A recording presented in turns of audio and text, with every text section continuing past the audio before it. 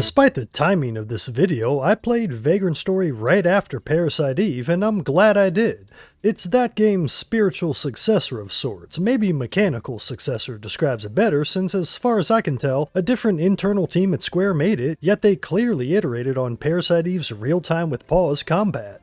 Once again, enemy encounters turn wherever you are on the map into a battlefield you can roam freely, where the distances between you and your foes matter. Only this time the formula works much better. Part of that's due to the more or less traditional medieval setting, which naturally lends itself better to this style of combat. Parasite Eve's guns and mitochondria powers were okay, but Vagrant Story's happy to give you all kinds of short to long range swords, bows, spears, and other weapons to choose from, as well as a litany of spells ranging from healing to buffs to damage. Fantasy just fits RPGs. It's where the concept got its start, after all, and it's one reason I naturally gravitate more towards Vagrant Story's ilk than Parasite Eve's.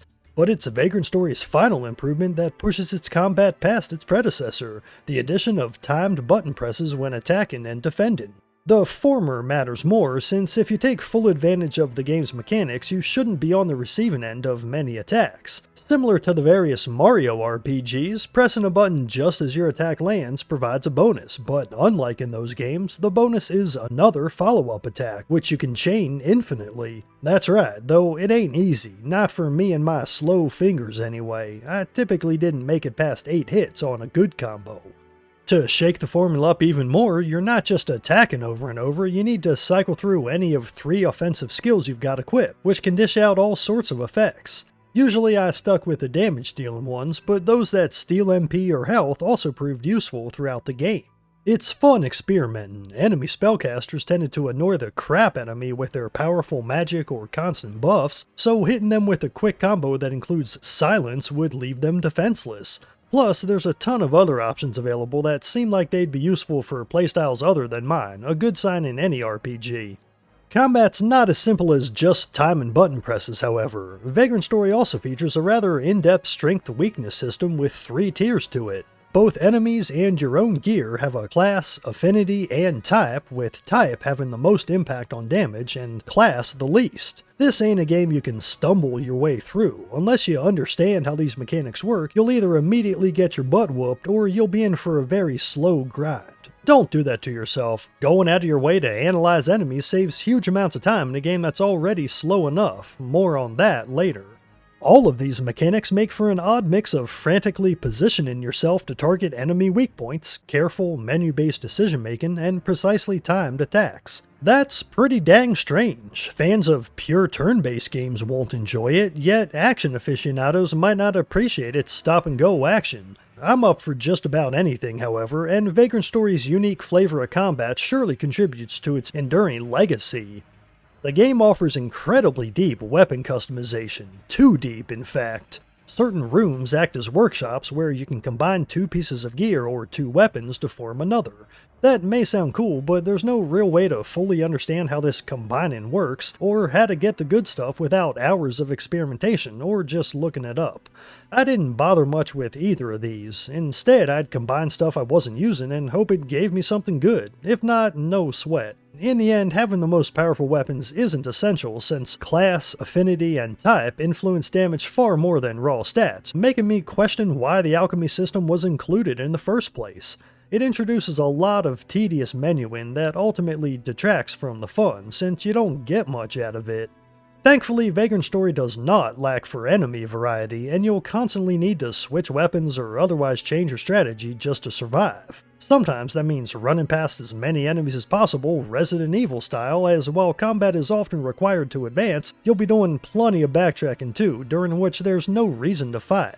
You do get experience, but it doesn't go towards your stats. Stats get raised through equipment, and by playing a simple little slot reel minigame after boss fights. Instead, XP goes toward learning the combat abilities I talked about earlier. Here's the catch. Once you've got the most useful attacking abilities, which can be attained very early on, you don't need the rest. Sure, they may be nice to have for certain bosses, but there's no reason whatsoever to grind in Vagrant Story. Instead, you should explore. Rather than spending hours building the perfect weapon, go look for the likely several chests you missed that hold better stuff. This is the real meat of the game and where most of the fun lies.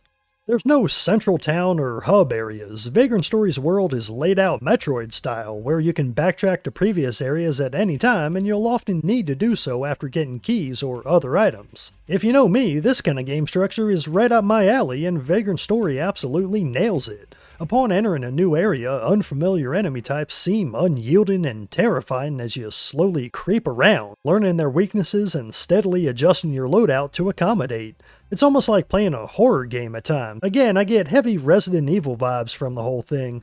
But the best part is that once you understand the level layouts, find all the shortcuts, and know how to obliterate every enemy in a few hits, it's rewarding as hell to run through an area you've now conquered, cleaning up chests and other loot while wreaking havoc on baddies you've previously feared. Vagrant Story lets you reach a flow state matched by a few JRPGs because most JRPGs don't ask much from the player in defeating normal enemies in the first place. In this game, bosses are often the least of your worries, save points are scarce, and just making it to the next one can be far more difficult than any boss encounter due to a plethora of nasty enemies. From bitch-made bats that snipe at you from high above, to mage knights who love repeatedly boosting their comrade's strength while walling your attacks, there's nothing more satisfying than finally finding or making a weapon that thrashes these guys.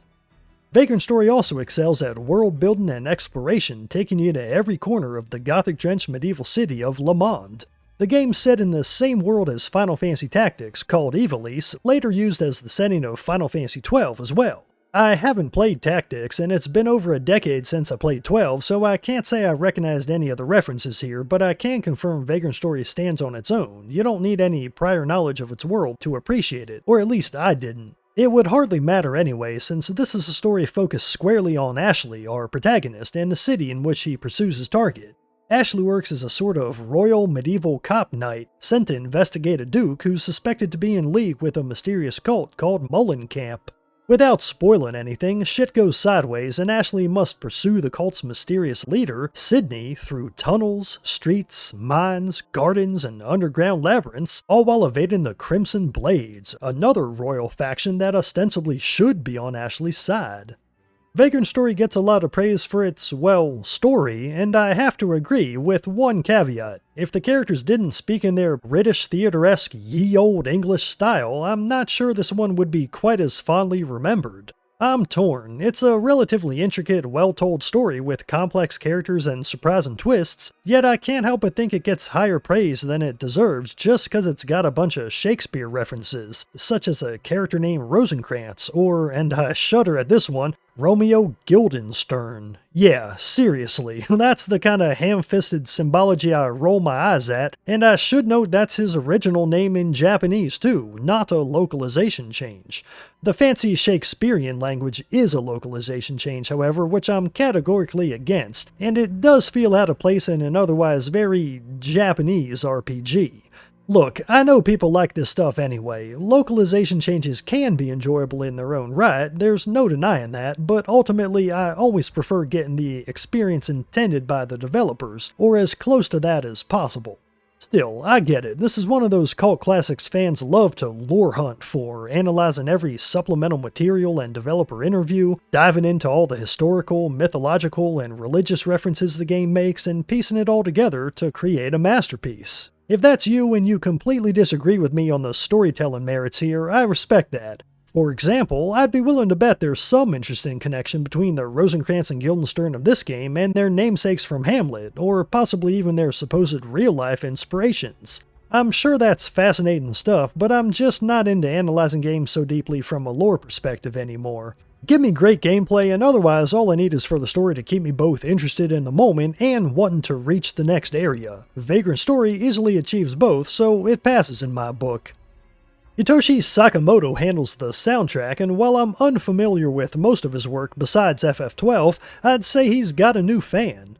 Appropriate to the game's realistic visual style, his compositions lean towards cinematic and atmospheric rather than melodic, an early indication of where game soundtracks as a whole were heading in the early 2000s, namely becoming just that, soundtracks instead of a collection of catchy songs. Vagrant Story's full of haunting themes with lots of strings appropriate to the dingy gothic setting. I dig it.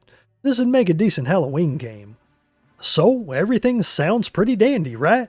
Vagrant Story is a stone-cold classic, one of the best RPGs on the PlayStation, maybe even one of the best games ever. That's what I've always heard anyway, but I cannot agree for two cutting reasons. One, it takes forever to do anything in a menu in this game, and two, you have to use menus a lot. If only one of these things were true, I probably wouldn't complain at all. You know, old game is old, right? Not a big deal. But Vagrant Story is so goddamn menu heavy, I've got no choice but to mention it. Not just mention it, but complain. So indulge me for a sec.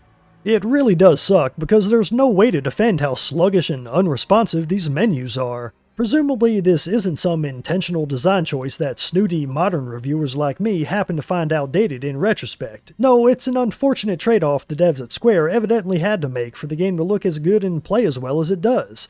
While I won't criticize them for that choice since we might have gotten a completely different game otherwise, there's no denying it lessens my enjoyment of the adventure.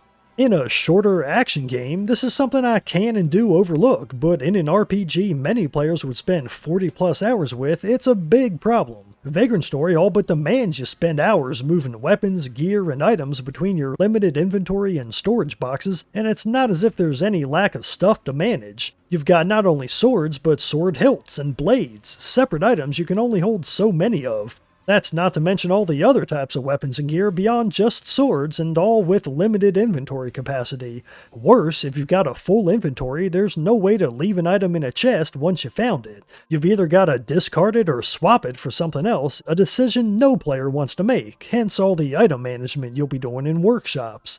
Some might excuse this inventory sludge as a fact of life during the PS1 era, but I call nonsense. Even in the year 2000, it's not as if this kind of slowness was standard. Games for the Nintendo 64, love it or hate it, did not often suffer from this problem, thanks in large part to their fast-read cartridges, but at the same time, nor did many competitors on the PlayStation. It's something about Square's RPGs on the console in particular that leaves a lot to be desired in terms of speed in what I can only presume is a sacrifice on the altar of visual fidelity. While some players might be able to overlook these flaws when judging a game's overall quality, I cannot. Vagrant Story is just held back too much by its horrendously slow UI, leading me to feel I could never rank it among the greats. That's no damning criticism though, this classic is certainly worth a playthrough for any RPG enthusiast, and I had a ton of fun with it regardless of the sluggishness. I'm used to it by now. Thanks for watching. I've been Leon from RPG Haven. Leave a like for that algorithm, let me know what you thought of Vagrant Story in the comments below, subscribe for more videos on RPGs, and have a blessed day.